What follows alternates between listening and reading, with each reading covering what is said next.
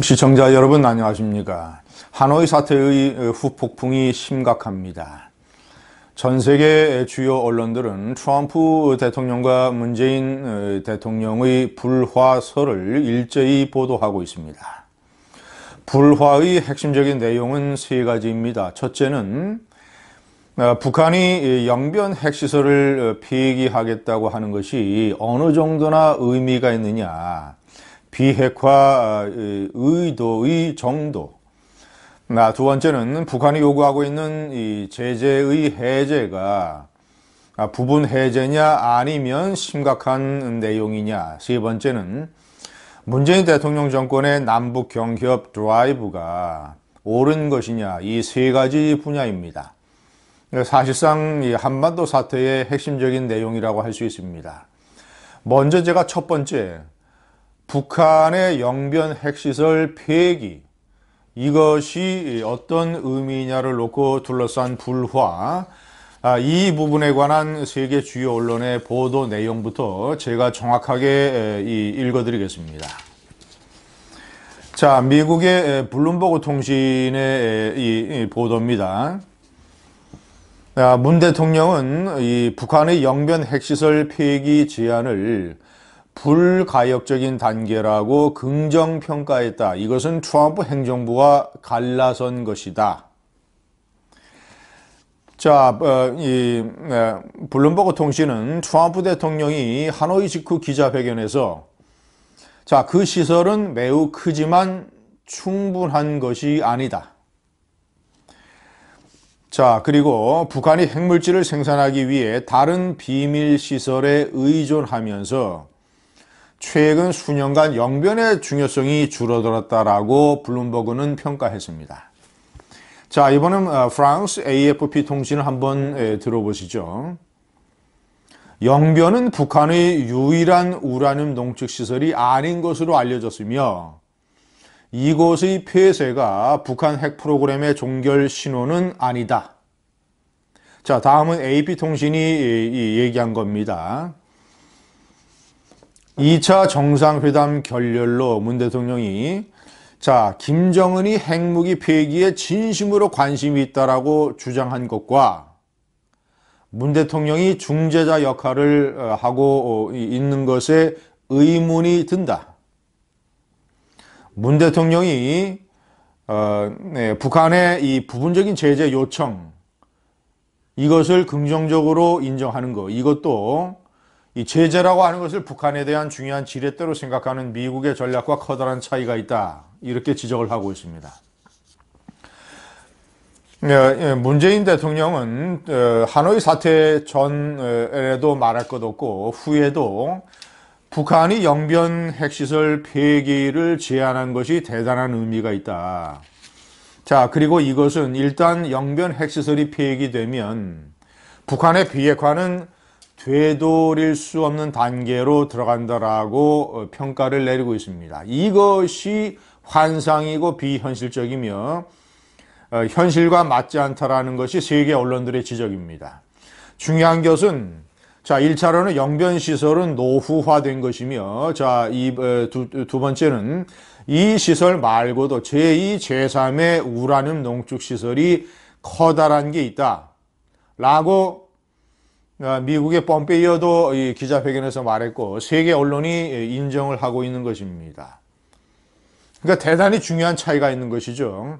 영변 핵시설이라고 하는 것은 트럼프 입장에서 봤을 때는 북한의 비핵화를 위한 필요 조건에 불과한 것이고 결코 충분 조건이 될 수 없다. 충분 조건이라고 하는 것은 제2, 제3의 우라늄 농축시설과 그리고 이 각종 핵무기의 신고, 사찰, 폐기.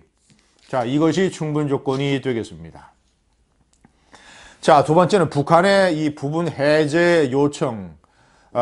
이영호 외무상이 얘기한 것처럼 유엔의 제재 11개 가운데 2016년과 17년에 채택된 5건 중에서 북한의 민생과 민수에 영향을 미칠 수 있는 것을 해제해달라. 부분적인 요구다라고 얘기한 것을 어떻게 해석할 수 있느냐.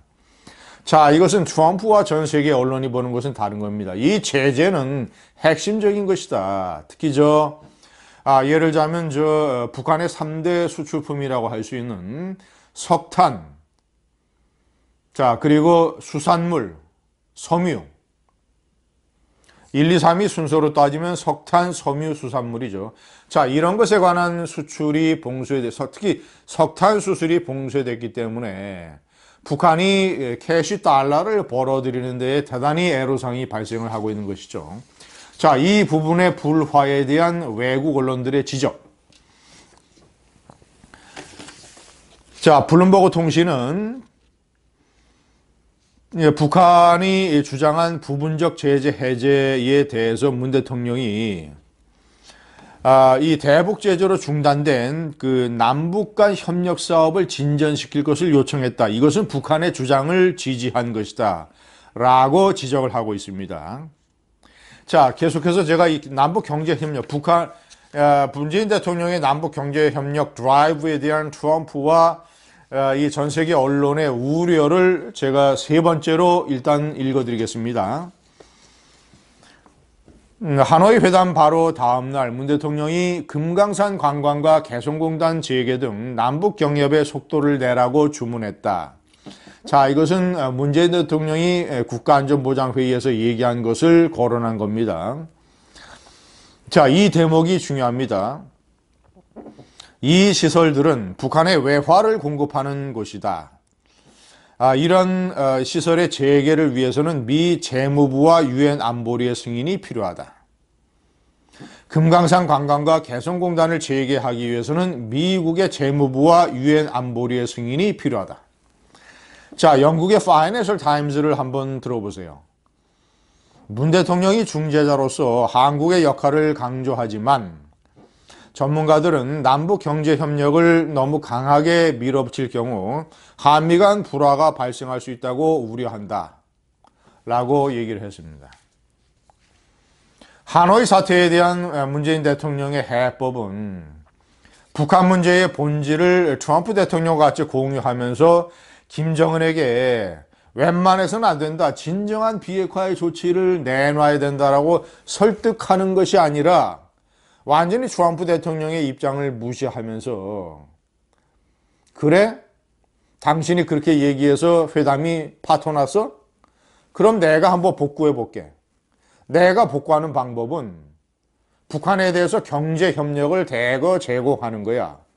남북 간의 경제협력이라는 탈출구를 통해서 미북 회담도 재개되고 복구될 수 있어. 이 주장 아닙니까? 이 주장 때문에 트럼프 대통령과 특히 문재인 간에 불화가 발생하고 있다는 것이 전 세계 언론들의 주요 지적입니다. 시청자 여러분, 이 한미 관계를 이 부부 관계에 비유하자면 지금 심각한 단계로 치닫고 있습니다. 이 부부가 좋은 관계를 유지하기 위해서는 자주 만나서 대화하고 외식을 같이 하고 그리고 이 휴가 여행도 같이 가고 뭐 이런 식의 그리고 이 백엔미 송사를 통해서 서로 이 깊은 인식을 공유하고 이런 것이 필요한 거 아니겠습니까? 자, 그런데 어떤 이 부부관계가 삐거덕거리는 어떤 현상들이 발생하고 있습니까? 거의 지금 별거로 가는 단계라는 우려도 많습니다. 한미 정상회담, 이 가장 부부간의 대화로 압축될 수 있는 한미 정상회담이 지금 6개월 넘게 열리지 않고 있습니다. 이 미일 부부관계는 완전히 지금 거의 허니문 상태입니다. 허니문. 자, 3월, 4월, 5월 이 중에 이 트럼프 대통령이 일본을 2차례나 방문하는 것으로 되어 있습니다. 더군다나 한 차례는 국빈 방문입니다. 완전히 아베와 트럼프는 제2의 신혼 미로를 하니문을 즐기고 있습니다. 자, 한미 정상회담 그렇죠. 이 한미 연합훈련이라고 하는 것은 정말이지 부부관계에서 정말로 중요한 1년에 한 번 정도 하는 휴가 여행을 같이 하는 겁니다. 사전에 준비하고 장소를 물색하고 각종 여행 계획에 들뜨고 물품을 준비하고 옷도 새로 사고 애들도 다 챙기고 해서 떠나는 부부간의 해외여행 아니면 국내의 휴가여행 1년에 한 번 있는 여름 휴가여행이 얼마나 부부관계를 지속하는 데에 중요합니까?